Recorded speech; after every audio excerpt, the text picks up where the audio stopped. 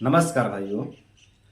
आज की इस वीडियो में हम आप लोगों को बताने वाले हैं कि घर पर अपत्तिकर चूर्ण कैसे बनाएं और घर पर अपत्तिकर चूर्ण को बना करके अपने सैकड़ों बीमारियों को किस तरह से दूर करें। तो आज की इस वीडियो में हम लोग अपत्तिकर चूर्ण के बारे में पूरी विस्तार से जानकारी लेंगे। और अपत्तिकर चूर्ण किस तरह की मेडिसिन है, इसके गुणधर्म क्या है, इसके तासीर क्या है, ये किन किन बीमारियों पर कार्य करती है, इसके क्या क्या बेनिफिट्स हैं और अपत्तिकर चूर्ण किसे लेना चाहिए किसे नहीं लेना चाहिए, इसके बारे में पूरी विस्तार से जानकारी लेंगे। लेकिन सबसे पहले मैं आप लोगों की जानकारी के लिए बता दूं कि ये जो अपत्तिकर चूर्ण है ये प्राचीन वैज्ञानिकों द्वारा बनाई हुई मेडिसिन है और प्राचीन वैज्ञानिकों के फार्मूला के आधार पर ही आज मैं आप लोगों को अपत्तिकर चूर्ण बना करके दिखाने वाला हूं।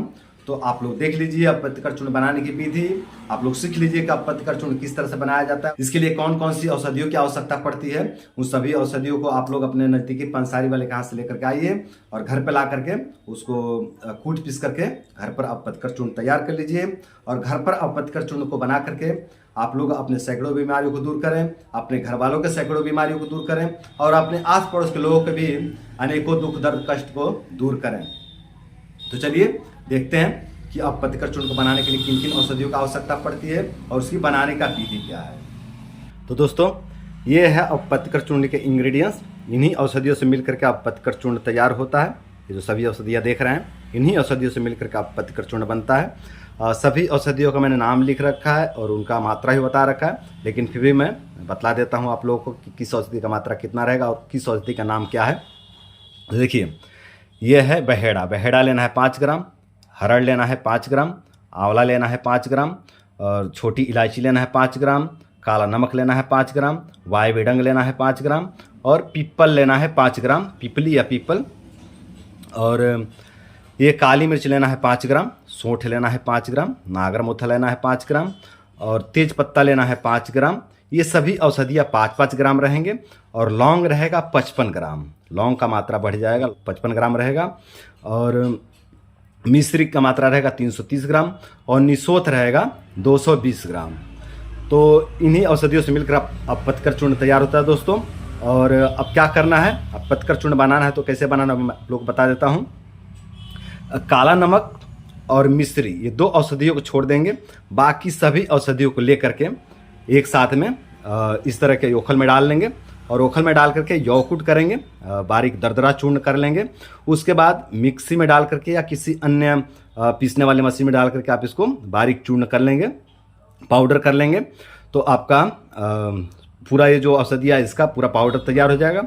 उसके बाद जो मैंने 2 चीज़ छोड़वा दिया साथ से, काला नमक और मिश्री, इन दोनों को एक साथ पीस लेंगे। ठीक है, मिक्सी में पीस लीजिए चाहे ओखल में कूट लीजिए। इनको भी कूट लेना है, काला नमक को भी और मिश्री को भी, और इसको भी इसी में मिला लेना है।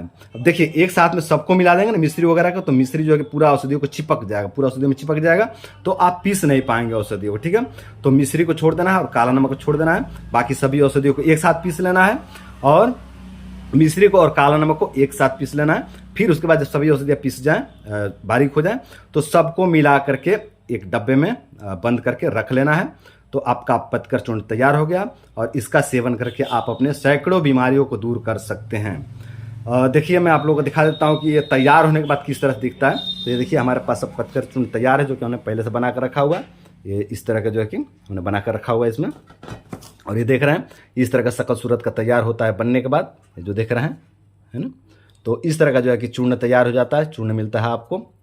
तो इस तरह से आप बना करके और इसका लाभ ले सकते हैं और अपने सैकड़ों बीमारियों को दूर कर सकते हैं। तो ये तो हो गया बनाने का प्रोसेस, बनाने का विधि कि किस तरह से बनेंगे और कौन कौन सी औषधि लगेंगी। अब चलते हैं, जानते हैं कि इसके क्या क्या बेनिफिट्स होते हैं और कौन कौन से इसके गुण धर्म तासीर क्या है और किस किन बीमारियों पर कार्य करती है, किसे लेना चाहिए किसे नहीं लेना चाहिए, इसके बारे में पूरी विस्तार से जानकारी लेते हैं। तो अब बात करते हैं कि ये जो अपत्तिकर चूर्ण बन करके तैयार हुआ है इसका तासीर क्या है। तो ये तासीर में शीतल है, अर्थात ठंडा है। इसके सेवन से, इसको लेने से शरीर में ठंडक प्रदान होता है, शरीर को ठंडक मिलता है। अगर इसके स्वाद की बात करें तो इसमें 6 के 6 स्वाद अवेलेबल हैं। प्रकृति में जो 6 स्वाद होते हैं, खट्टा, मीठा, तीखा, कड़वा, कसैला और नमकीन, वो 6 के 6 स्वाद इस मेडिसिन में अवेलेबल हैं, मौजूद हैं।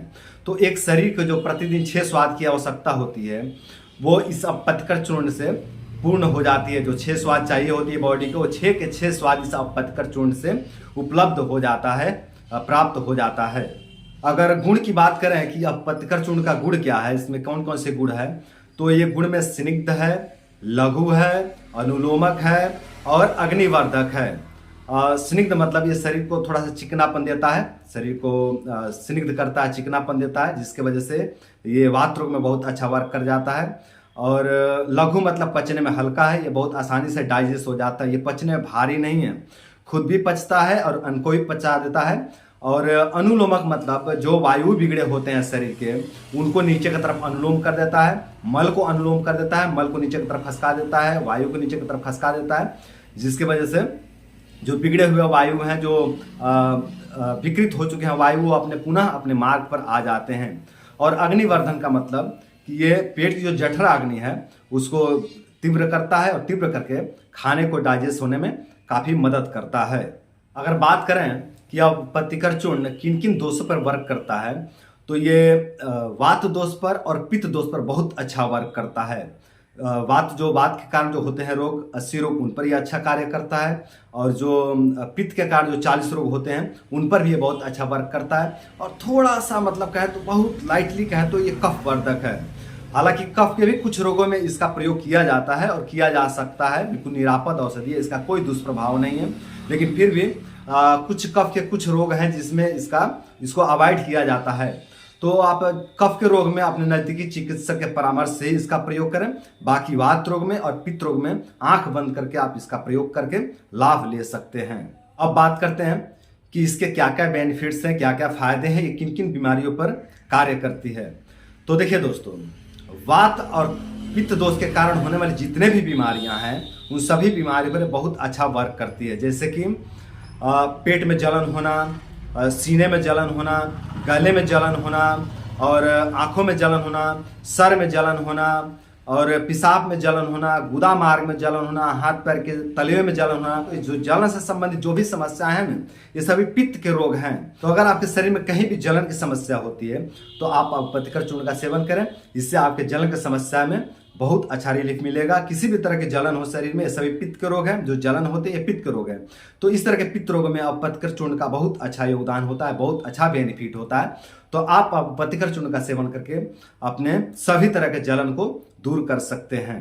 पित्त दोष उछलने के कारण बार बार मुंह में छाले पड़ना, पित्त दोष के कारण बार बार जिनके मुंह में छाले पड़ जाते हैं, मुंह पूरा पक जाता है, मुंह में फोड़े फुंसी हो जाते हैं, खाने में बहुत तकलीफ होता है, मुंह में पूरा जलन होता है, जिनको भी इस तरह की समस्या होती है वो लोग यदि सुबह शाम अपत्यकर चूर्ण का सेवन करें तो इससे उनको बहुत अच्छा रिलीफ मिलता है। उनके जो मुंह पाक रोग है, जो मुंह पक गया है और जो मुंह में छाले पड़े हैं, फोड़े पड़े हैं, वो समस्याएं धीरे धीरे पूरी तरह से खत्म हो जाते हैं।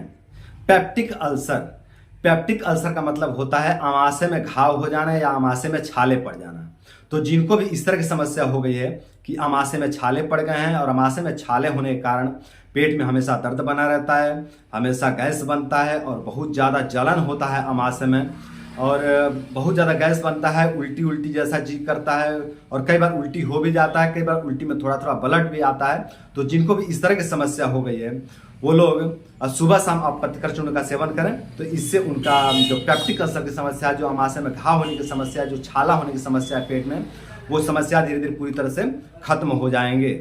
गला सूखना या फिर जरूरत से ज़्यादा प्यास लगना, कई लोगों के साथ इस तरह की समस्या होती है कि बार बार जो है गला सूखता है और पानी पीते हैं, फिर थोड़े टाइम के लिए रिलीफ मिल जाता है, आराम मिल जाता है, फिर से जो है कि वही तकलीफ होती है, मतलब प्यास बुझता ही नहीं है। पानी पीते पीते पेट फूल जाता है लेकिन गले का सूखना जाता ही नहीं, गला सूखा ही रहता है और पानी पीने का ही मन करता है कि पानी पीते जाए, जो कि पेट फूल जाता है, पेट भर जाता है और पानी ज़्यादा पीने के कारण इंडाइजेशन भी हो जाता है, अपचन भी हो जाता है, लेकिन गले का सूखना नहीं जाता है और बहुत ज़्यादा जो है कि प्यास लगता है। तो जिनको भी इस तरह की समस्या होती है वो लोग यदि अपत्यकर चूर्ण का सेवन करें सुबह शाम तो इससे उनकी ये समस्या पूरी तरह से खत्म हो जाती है।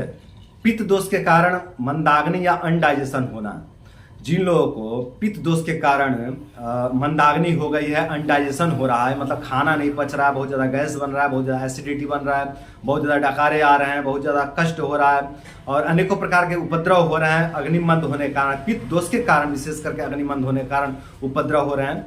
तो ऐसे में आप अपत्यकर चूर्ण का सेवन करें। अगर आप अपत्यकर चूर्ण का सेवन करते हैं तो इससे जो आपकी पित्तज मंदाग्नि की जो रोग है, जो समस्या है, ये धीरे धीरे पूरी तरह से खत्म हो जाएगा और आपको जो भी उपद्रव उठ रहे हैं मंदाग्नि के कारण, वो सभी उपद्रव धीरे धीरे धीरे पूरी तरह से शांत हो जाएंगे।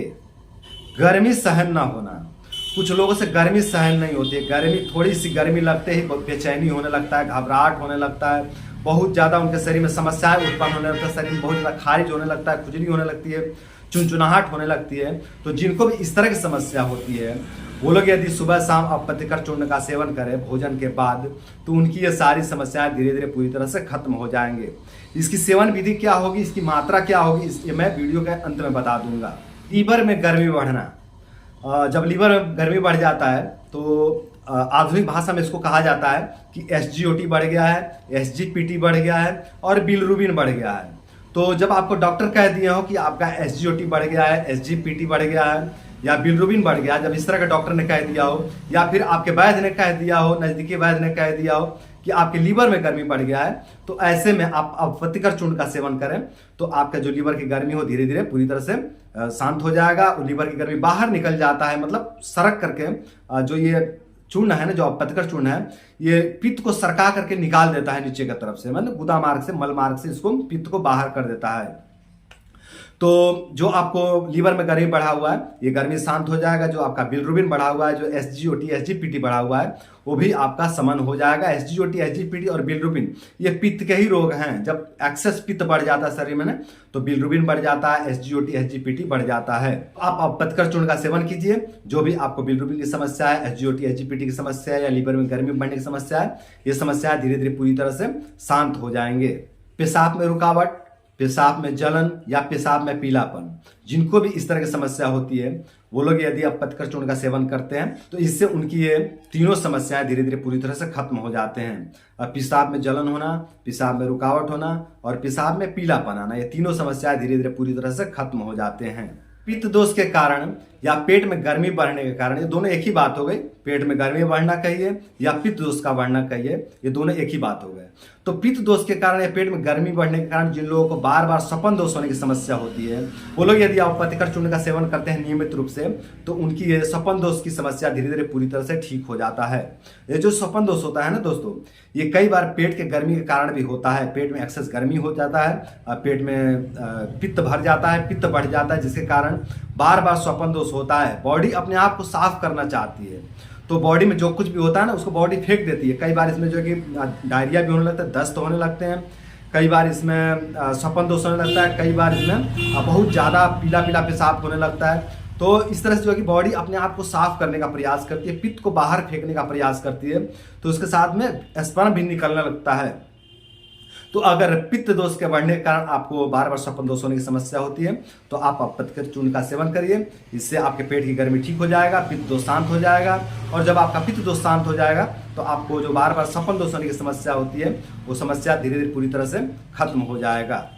पित्तज उन्माद, पित्त दोष के कारण जिन लोगों को बहुत ज़्यादा बेचैनी होता है, बहुत ज़्यादा घबराहट होता है, आंखों में जलन होने लगता है, बहुत ज़्यादा गुस्सा आने लगता है, रात्रि में नींद नहीं आता है, ब्लड प्रेशर हाई हो जाता है, तो जिनको भी इस तरह की समस्या होती है ना, पित्तज उन्माद की समस्या होती है, वो लोग यदि अपत्यकर चूर्ण का सेवन करते हैं दूध के साथ में, सुबह शाम आधा आधा गिलास ठंडा दूध के साथ में, मतलब उबाला हुआ ठंडा दूध, और उसके साथ में एक एक चम्मच अपत्यकर चूर्ण का सेवन करें, तो उससे इनका जो पित्तज उन्माद है, जो गर्मी बढ़ी हुई है शरीर में, जो एक्सेस गर्मी बढ़ी है जिसके कारण उनको पागलपन के दौरे आते हैं और उनके ब्लड प्रेशर हाई हो जाता है, उनकी आंखों में जलन होने लगता है, बहुत ज़्यादा क्रोध आने लगता है, बहुत ज़्यादा बेचैनी होने लगता है, बहुत ज़्यादा घबराहट होने लगता है, जिनको भी इस तरह की समस्या होती है उनकी ये समस्या धीरे धीरे पूरी तरह से शांत हो जाएगा। लेकिन ध्यान रहे, पित्तज उन्माद में जो दूध का प्रयोग करना है वो उबाला हुआ ठंडा दूध होना चाहिए, उबाल कर रख लिया गया हो और ठंडा कर लिया गया हो, वो वाला दूध चाहिए। और साथ में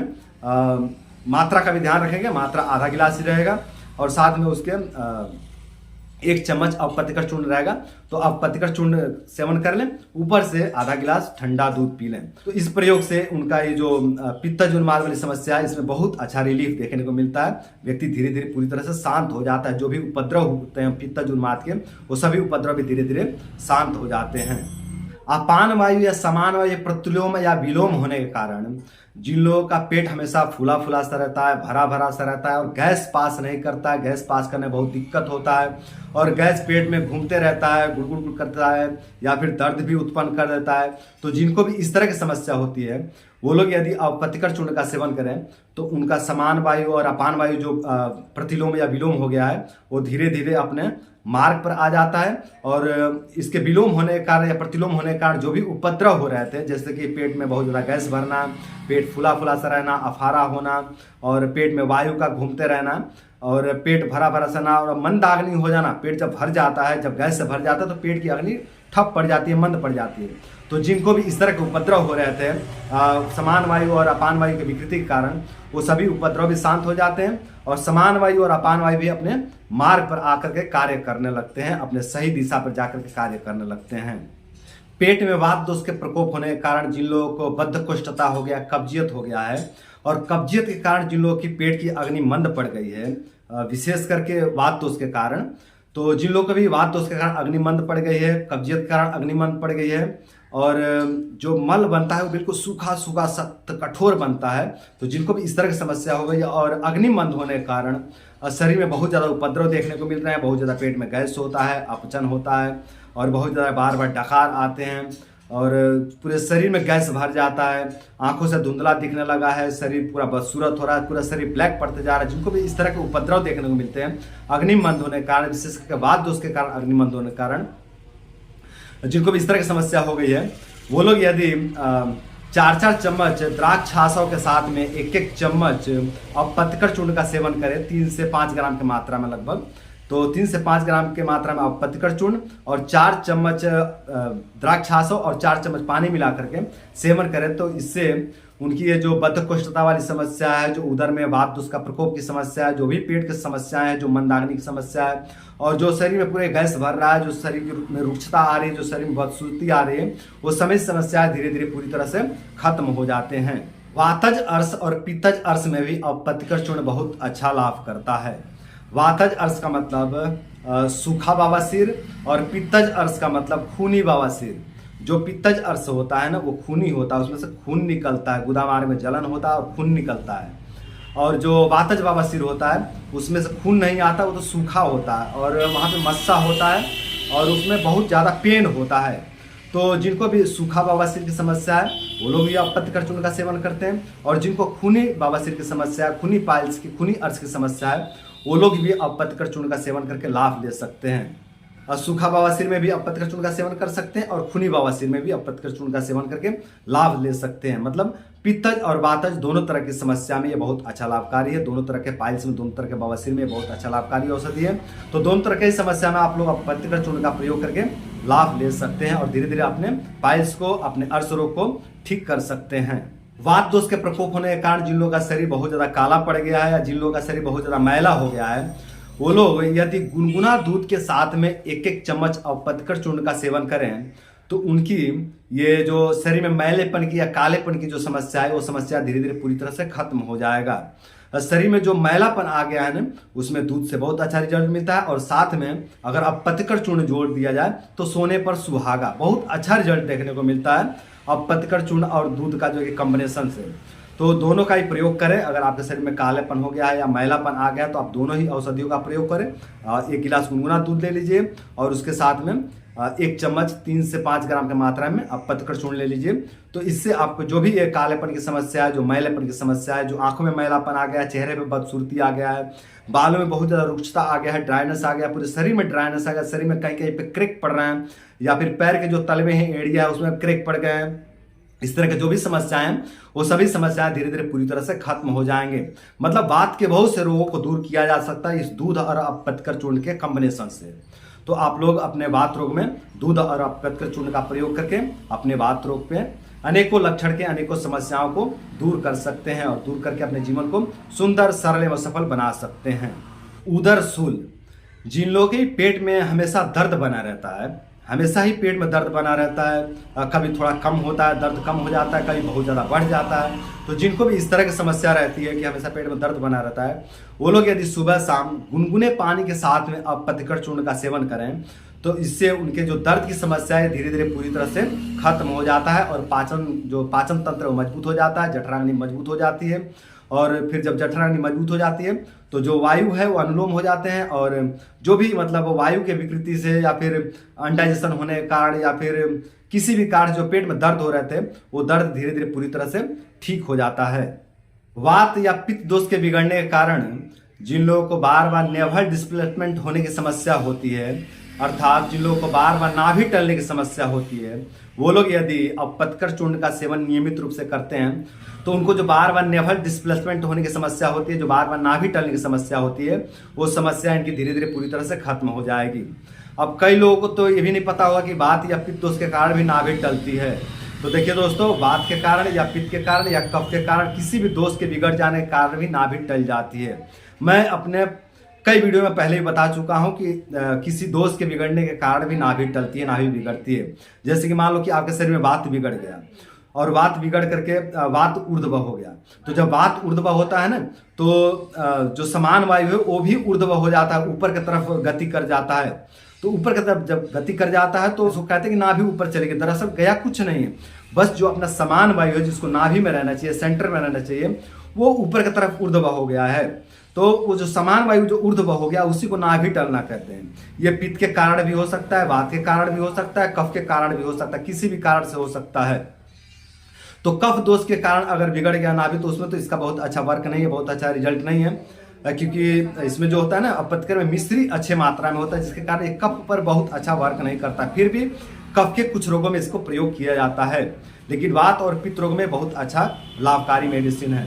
तो वात या पित्त दोष के कारण अगर आपकी नाभि बार बार टल जाती है, बार बार आपके पेट बिगड़ जाता है, बार बार पेट का वायु विकृत हो जाता है, तो ऐसे में आप अपत्यकर चूर्ण का सेवन करिए। इससे जो आपको बार बार नाभि टलने की समस्या है, जो बार बार नेवल डिस्प्लेसमेंट होने की समस्या है, वो समस्या धीरे धीरे पूरी तरह से खत्म हो जाएगा। तो दोस्तों, ये थे अपत्यकर चूर्ण के कुछ फायदे। अब बात करते हैं कि इसका सेवन विधि क्या होना चाहिए। तो देखिए दोस्तों, वैसे तो अलग अलग शरीर पर और अलग अलग रोग दोष में, अलग अलग उम्र में और अलग अलग स्थिति पर अलग अलग जो है कि सेवन विधि या अलग अलग मात्रा हो सकते हैं। फिर भी मैं एक सामान्य सेवन विधि की बात करूं तो 3 से 5 ग्राम के मात्रा में इसका सेवन किया जा सकता है और सुबह शाम 2 टाइम इसको लिया जा सकता है। तो आप सुबह शाम 2 टाइम लीजिए और देख लीजिए, अगर शरीर थोड़ा कमजोर है तो 3 ग्राम की मात्रा में लीजिए और यदि शरीर थोड़ा हष्ट पुष्ट है तो 5 ग्राम की मात्रा में लीजिए। तो ये इसका सामान्य सेवन विधि है।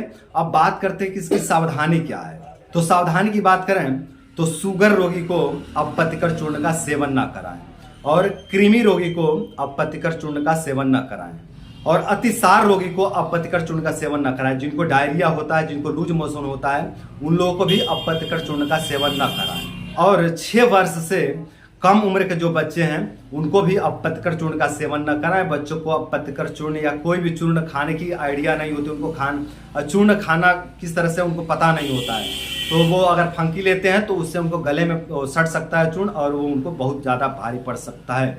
तो बच्चों को कोई भी चूर्ण ना खिलाएं। बच्चों को टैबलेट फॉर्म में या फिर लिक्विड फॉर्म में ही मेडिसिन दी जाती है, तो बच्चों को अपत्यकर चूर्ण से दूर रखें। बाकी शुगर रोग में, कृमि रोग में और जो डायरिया होता है, जो अतिसार होता है, इस तरह के रोग में अपत्यकर चूर्ण का सेवन न कराएं। तो दोस्तों, उम्मीद करता हूं कि आज का ये वीडियो आप लोगों को बहुत पसंद आया होगा और साथ ही ये भी उम्मीद करता हूं कि इस वीडियो में जो उपचार बताया हूं, जो मेडिसिन बताया हूं, जो बनाने का तरीका बताया हूं, उसको फॉलो करके आप लोग घर पर अपत्यकर चूर्ण बनाएंगे और अपत्यकर चूर्ण को बना करके आप लोग उसका सेवन करेंगे और अपत्यकर चूर्ण का सेवन करके आप लोग अपने सैकड़ों बीमारियों को दूर करेंगे, अपने आस पड़ोस के लोगों को भी समस्याओं को दूर करेंगे और अपने समस्याओं को दूर करके, अपने आस पड़ोस के लोगों की समस्याओं को दूर करके आप लोग अपने तथा आसपास के लोगों के भी जीवन को सुंदर, सरल एवं सफल बनाएंगे। तो दोस्तों, आज के लिए इतना ही। नमस्कार।